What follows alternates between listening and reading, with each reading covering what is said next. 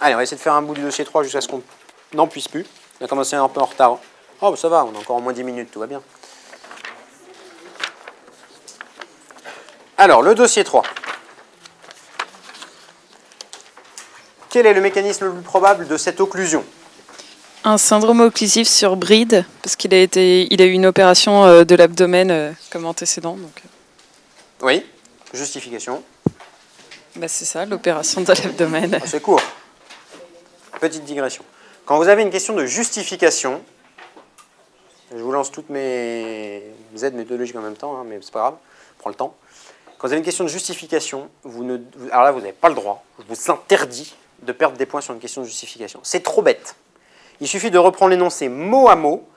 Et 1, alors est-ce que 1 peut être une... Non, jeune, ah bah jeune peut-être. Homme, ah oui, homme ça peut être une justification de quelque chose. 25 ans, bah oui, ça aussi. Urgence, pourquoi pas. Vous, mot à mot, je caricature, hein, mais mot à mot, vous allez me chercher si ça peut être une justification de votre truc. Et je vous garantis que vous n'en oublierez plus comme ça. Nombre de cas où j'ai posé des dossiers de cancer qui se révélaient, il y avait des embolies pulmonaires, des phlébites à répétition dans l'énoncé. Personne ne me disait que l'embolie pulmonaire pouvait être quelque chose qui évoquait le cancer. Alors que si vous reprenez à la lecture, vous avez votre diagnostic, maintenant vous le savez, vous revenez dans l'énoncé et vous cherchez. Bah, en sachant qu'il y a un cancer, embolie pulmonaire, mais bien sûr, ça vous aurait frappé. Et hop, 2 points en moins, vous avez Vesoul. C'est pour vous marquer. Oui, il y en a une qui n'aime pas Vesoul, là. Non, donc maintenant, les justifications. D'accord, oui, il y avait un antécédent d'appendicectomie. Donc déjà, d'une part, on disait occlusion, tu m'as dit occlusion du grêle sur bride.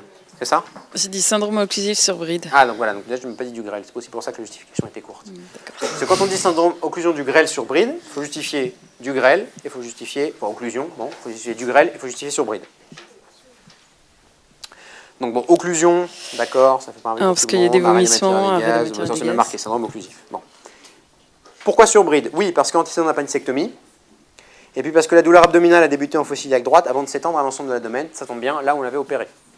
Donc ça fait bien genre, je me tords là, et ça diffuse. Du grêle, pourquoi du grêle? Car vomissement précoce et des gaz.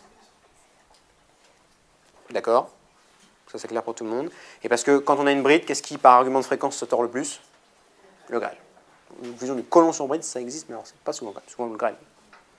Voilà, on a justifié le grêle et le côlon. Et on a repris de façon policière le truc et on dit, par exemple, il a présenté des vomissements depuis 36 heures, un arrêt du transit depuis 12 heures. Ah ouais, tac, paf, ça me justifie que c'est plutôt le grêle, c'est plutôt haut.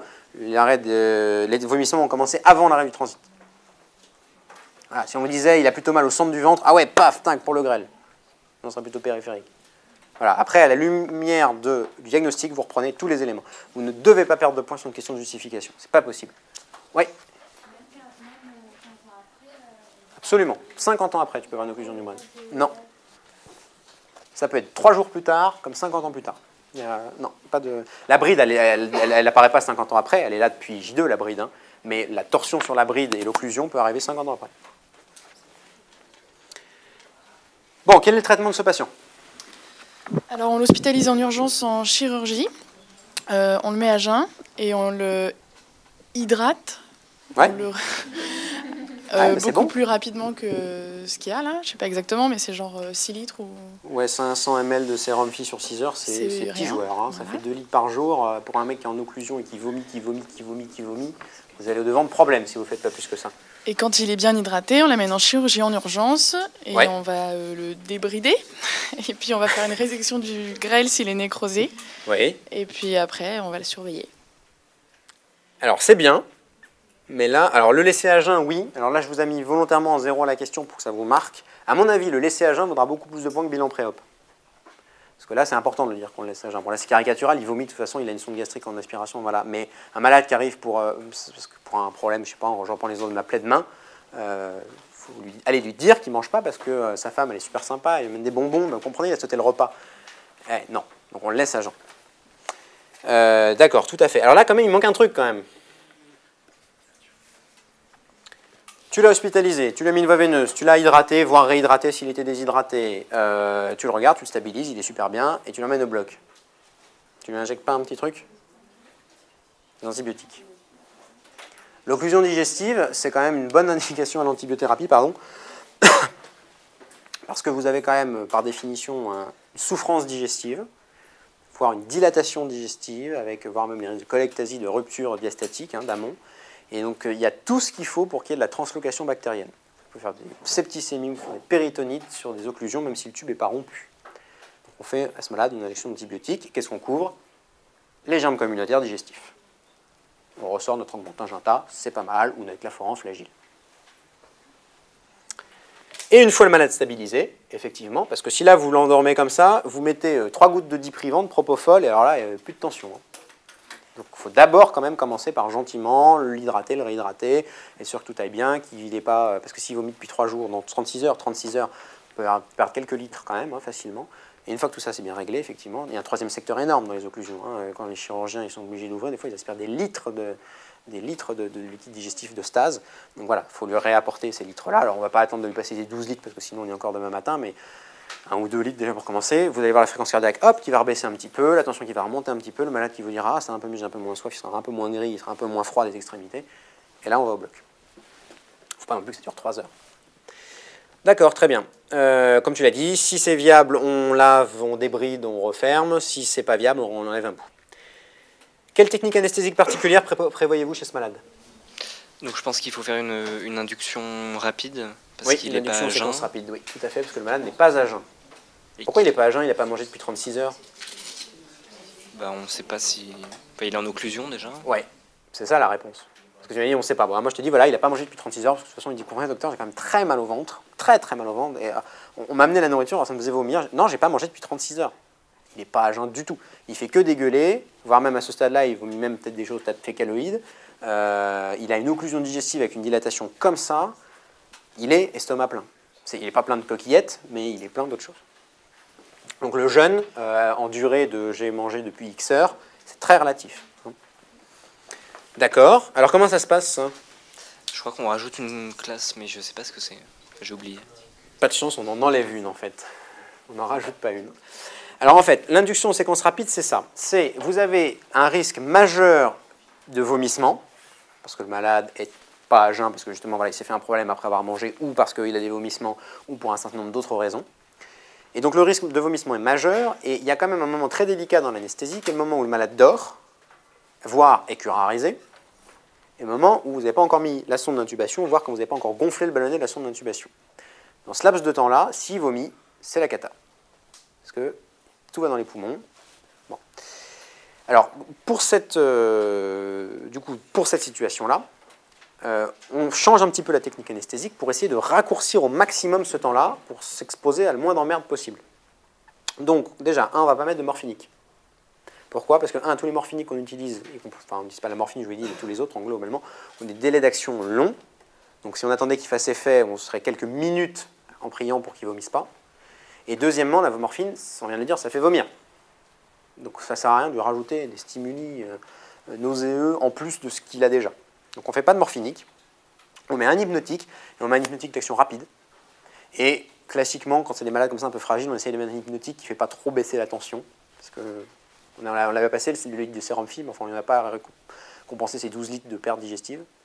Donc on essaie de mettre, le grand classique c'est les tomidates ou la kétamine, enfin des médicaments qui ne font pas trop baisser la tension. Et puis on met un curare, parce que quand même en plus si vous intubez sans morphinique, il va vous mettre une claque dans la gueule si vous essayez comme ça, donc il faut mettre quand même un curare.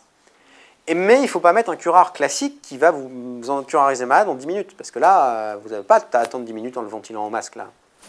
Donc on met un curare d'action rapide, c'est la fameuse célocurine, c'est le curare dépolarisant, elle agit en 10 secondes. Comme ça, vous avez balancé votre étomidate, votre célocurine, 10 secondes après, vous pouvez intuber le malade. Et il s'est passé, à tout casser 30 secondes entre le moment où le malade dort, perd ses réflexes de protection des voies aériennes, et le moment où vous avez la sonde d'intubation avec le ballonnet gonflé. Ça s'appelle une intubation en séquence rapide, vous dites aussi crush induction, en anglais dans le texte, et ça se fait à chaque fois qu'on suspecte un estomac plein, ou qu'on prévoit que le malade sera dur à intuber. Alors, est-ce qu'on met des antiemétiques avant? Ça se fait pas. Ce qui peut se faire éventuellement quand on a les estomacs pleins, c'est on peut donner des comment ça s'appelle, du raniplex effervescent, des médicaments pour tamponner l'acidité de l'estomac, parce que ce qui va faire toute la gravité d'une inhalation de liquide digestif, c'est la quantité et le pH. Plus le pH est acide, plus vous allez avoir des ennuis après. Donc on peut mettre du raniplex effervescent pour faire remonter le pH, comme ça au cas où il inhale, ça sera moins grave que si on ne l'avait pas fait. Mais on ne met pas tellement d'antimétiques. Quid de la sonde gastrique? Faut-il mettre une sonde gastrique? C'est un débat. S'il en a une, en général, ce qu'on peut faire, c'est bien aspirer dedans pour essayer d'aspirer déjà tout ce qu'il y a macroscopiquement dans l'estomac. Et en général, on la retire quand même avant d'intuber. Pourquoi? Parce que je ne vous ai pas dit, on fait ce qu'on appelle une manœuvre de Selig, ce qui consiste à appuyer sur le cartilage cricoïde, pardon, en appuyant en arrière, l'objectif étant d'aller écraser l'œsophage entre la trachée devant, qui a un halo cartilagineux un peu dur, et le rachis derrière. Donc on appuie dessus, comme ça on écrase, comme ça au cas où, si vous voulez, on va rajouter un sphincter de l'œsophage en plus en appuyant pour éviter que ça remonte. Voilà. S'il y a une sonde gastrique dedans, c'est sûr que d'appuyer ça ne sert à rien parce que la sonde gastrique laisse tout ouvert. Donc s'il y en a une, en général on aspire un bon coup et où on la laisse ou souvent on la retire. S'il n'y en a pas, ben, on ne la pose pas souvent exprès pour ça. Ou si on la pose pareil, on aspire et on retire. Enfin moi s'il vomit sur vomissement, il a tout vomi, il n'y a plus besoin de mettre une sonde gastrique, quoi. Voilà la crush induction. Donc je dis, utilisez à chaque fois qu'on a une situation où l'estomac n'est pas vide, que le jeûne n'a pas pu être respecté, ou aussi, mais ça c'est une autre indication, à chaque fois qu'on pense que le malade va être éventuellement dur à intuber, parce que l'avantage de la cellocurine, c'est que ça a un délai d'action court, mais ça a une durée d'action courte. Et si vous n'arrivez pas à intuber un malade et que vous avez fait un curare d'action longue, alors ou le malade est ventilable au masque et vous êtes parti pour le ventiler 2 heures, ou le malade n'est pas ventilable au masque et il est mort, alors qu'avec la cellocurine, au bout de 10 minutes, il reprend un rythme respiratoire spontané. Donc si vous n'avez pas réussi à intuber, ou vous avez ventilé que 10 minutes, ou vous n'avez pas ventilé du tout, et il a fait 10 minutes, ça fait un peu de désaturation, c'est vrai, mais quand on préoxygène bien un malade, on peut tenir 6 minutes. Hein, donc voilà, donc, il fait un peu de désaturation, mais globalement, il a une chance de ne pas mourir quand même. Donc aussi, c'est une autre indication. Au cours de l'intervention, le malade n'urine que 20 millilitres, on en est là, hein. Oui, c'est ça. Au cours de l'intervention, le malade n'urine que 20 ml sur la première heure. Quelle est l'hypothèse étiologique la plus probable? Enfin, il est oligurique et c'est probablement une insuffisance rénale fonctionnelle sur un bas débit. Oui, tout à fait. Et donc, on fait un remplissage vasculaire. Voilà. Enfin, c'était très bien. Donc là, tu as quasiment tous les points. Il y a juste une petite variante, c'est qu'en plus, là, on est au bloc. On est en plein milieu du bloc. Donc ça se trouve, il faut quand même regarder dans le champ, voir si ça ne saigne pas à la rage et que le chirurgien t'a rien dit. C'est probablement une hypovolémie relative ou un peu vraie par la déshydratation de l'occlusion qui fait que le rein ne marche pas bien. Mais n'oubliez pas qu'il est en train de trifouiller des vaisseaux et des machins, et que ça se trouve, il y a déjà 1 litre de sang dans le champ, et que ça aide pas. Bon. Donc il peut aussi avoir de l'hypovolémie vraie sur ça. Mais sinon, le reste est très bien. Après 1h30 d'intervention, l'hémoQ montre une hémoglobine à 6,8 grammes par décilitre. Tout le monde sait ce que c'est qu'un hémoQ? Oui. D'accord. Contrôlé par un hémogramme. Quelle est votre conduite à tenir? Précisez. Oh, bref, les grandes étapes. Alors déjà, on fait un traitement local au niveau du champ opératoire, on recherche des saignements et on réalise une hémostase locale. Voilà, donc ça c'est le traitement étiologique, d'accord. Et on arrête transitoirement les gestes opératoires. Oui, si tu as un truc, ça dépend. Oui et non, c'est-à-dire que s'il y a un truc qui saigne à l'évidence, de toute façon, il faudra bien qu'il fasse un nœud. Et puis si, en général, dans ce genre de cas, c'est pas tellement ça, c'est surtout que le malade, bon, il saigne un petit peu parce qu'on a incisé que ça, et puis surtout, je vous rappelle, on vient de dire à l'action d'avant qu'on le remplissait. Et on le remplit, et on le remplit, et on le remplit, qu'est-ce que vous faites? Vous le diluez le malade. Et au bout d'un moment, l'hémoglobine, elle chute, d'une part à cause du chirurgien peut-être, et aussi parce que vous l'avez beaucoup rempli, et que peut-être qu'il avait 10-12 grammes de départ, et que là maintenant il est à 7 grammes parce que vous l'avez passé 3 litres de sérum phi ou 4 litres de sérum phi. Ok, donc bon, pour l'arrêt du geste chirurgical, il faut voir, ça dépend de ce qui est en train de se passer. Si vous êtes sûr que si vous voyez qu'il est en train de se dormir dans le champ opératoire et qu'il est en train de bousiller tous les vaisseaux, vous arrêtez. Mais sinon, on n'arrête pas forcément. Donc, qu'est-ce qu'on va faire symptomatiquement? Donc, on va le transfuser en culoglobulaire. Tout à fait. Isogroupe, isorésus. Donc, on organise, on prévient la banque du sang. Normalement, si ça n'a pas été fait, on lui prélève un groupe. Voilà. Et recherche d'agglutinine régulière, oui. Et on vérifie la compatibilité. Ouais, alors ça c'est quoi? Alors qu'est-ce que tu vas mettre sur ta demande? Qu'est-ce qu'on met sur une demande de concentré globulaire? Alors il faut mieux dire concentré de globules rouges, CGR, que culoglobulaire. Maintenant le vrai nom de ça c'est concentré de globules rouges, CGR. Donc dans les concentrés de globulaires ou globules rouges, qu'est-ce que tu écris sur la demande? Bon, tu dis que c'est des CGR, pas des plaquettes. Ok, ensuite la case d'après c'est quoi? Le nombre. Combien t'en demandes? Après, c'est quoi? Le groupe Non, il n'y a pas le groupe. Demain matin, vous penserez à moi, vous allez en arriver en stage, vous prenez une demande de culot, enfin de concentré globulaire, et vous regardez. C'est hyper informatif. Il y a savoir si vous voulez, alors si vous voulez des homologues ou autologues. Donc dans 99% des cas, c'est homologue, ça veut dire que c'est du concentré globulaire de donneur. Autologue, ça veut dire que c'est la chirurgie qui était prévue à l'avance, hémorragique, que vous avez prévu une transfusion autoprogrammée. C'est hyper rare. Vous aurez toujours que de l'homologue. Après, la case d'après, c'est si vous voulez un truc spécial. Est-ce que vous le voulez phénotyper, parce que c'est une femme jeune et qu'elle va tomber enceinte et que ce serait bien de ne pas lui positiver les RAI. Est-ce que vous le voulez déplasmatiser, viro-atténuer, parce que c'est un immunodéprimé, etc. Donc il y a un certain nombre de cases à cocher en fonction de ce que vous voulez. Et ensuite, il y a une case qui est hyper importante, qui est la case du degré d'urgence. Est-ce que finalement votre culot, vous le voulez en urgence ou pas? Bon, c'est peut-être une transfusion programmée parce qu'il est en chino et qu'on sait qu'à J3, il sera voilà, vous faites une demande à J2 et vous le voulez pour le lendemain, pas de degré d'urgence. Ou alors, est-ce que c'est une demande d'urgence? Et auquel cas, il y a 3 cadres d'urgence. Vous avez l'urgence vitale immédiate, et tous les mots sont importants. Urgence vitale immédiate, ça c'est délivrance immédiate. À la banque du sang, quand ils voient revenir une demande avec marqué urgence vitale immédiate, ils ne réfléchissent pas, ils vous sortent du O négatif, ils le donnent au brancardier, ça revient. Ils ont 1 quart d'heure pour le faire. Après, ils sont hors la loi.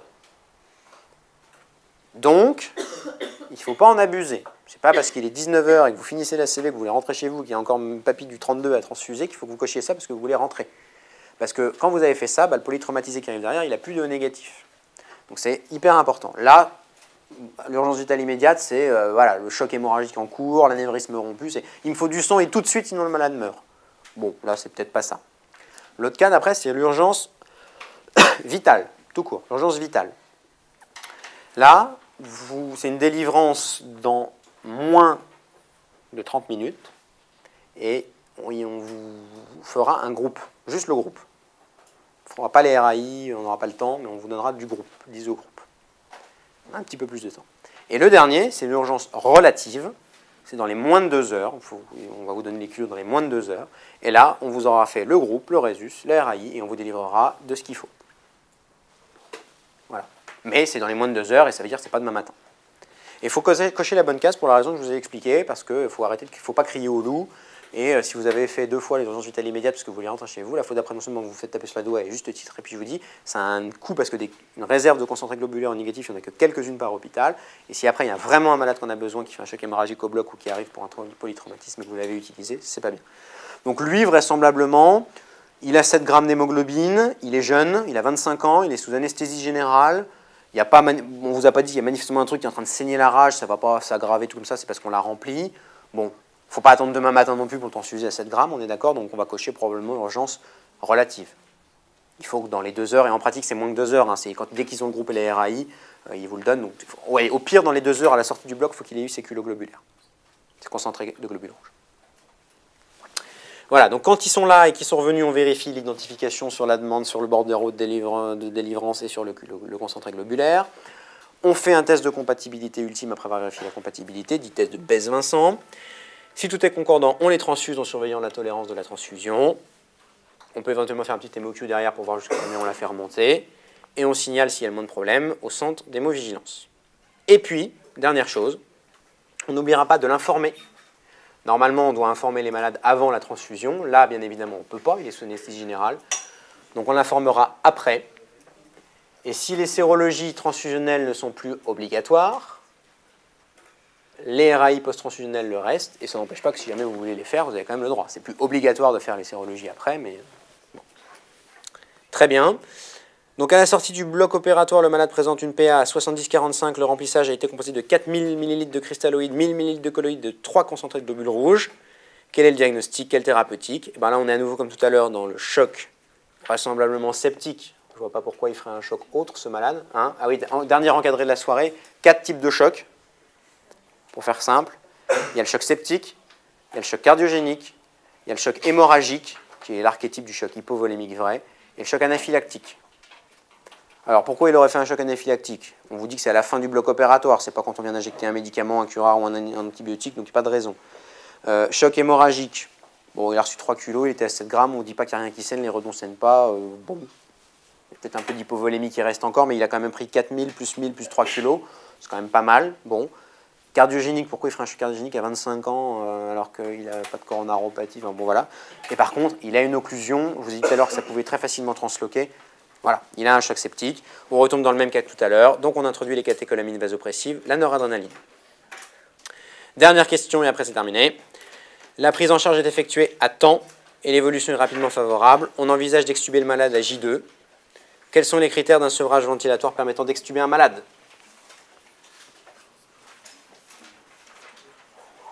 Allez, dernière question.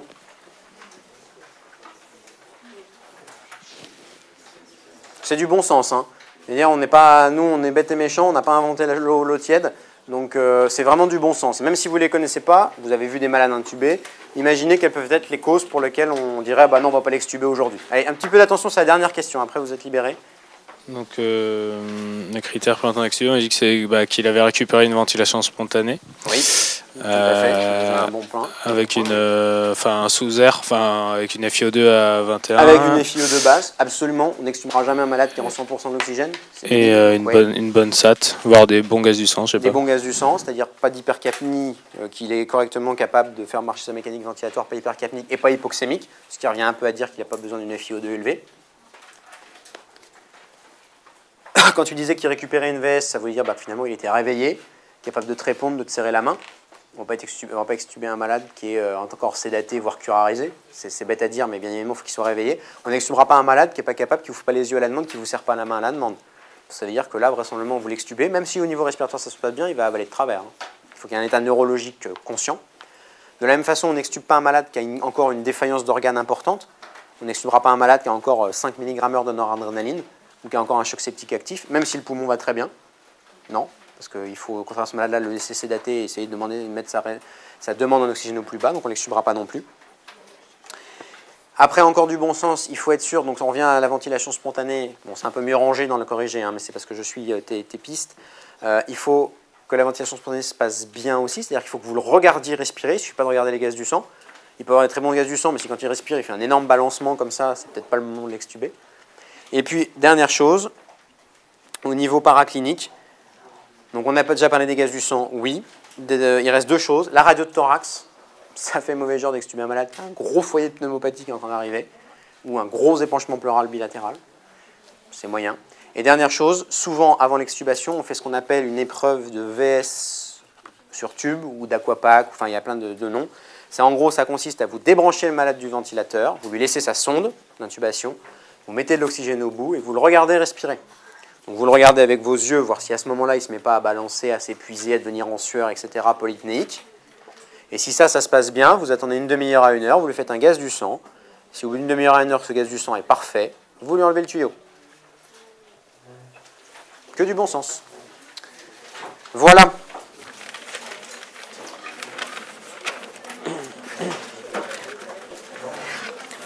Donc, dans le corrigé, il y a à la fin le corrigé de la LCA. On la refera lors d'une prochaine conf, donc si vous voulez que ça ait un intérêt, la lisez pas. On la reprendra. Bon voilà, c'est pareil, elle est très détaillée, il y a quelques coquilles, donc au moment où on vous la refera en conf, on vous la réimprimera même dans le corrigé pour que vous n'ayez pas à retourner chercher. En plus, comme il y a quelques coquilles, on les corrigera. Et voilà, donc ne la lisez pas, sinon il n'y aura plus d'intérêt. Enfin, plus d'intérêt à ce que vous réfléchissez.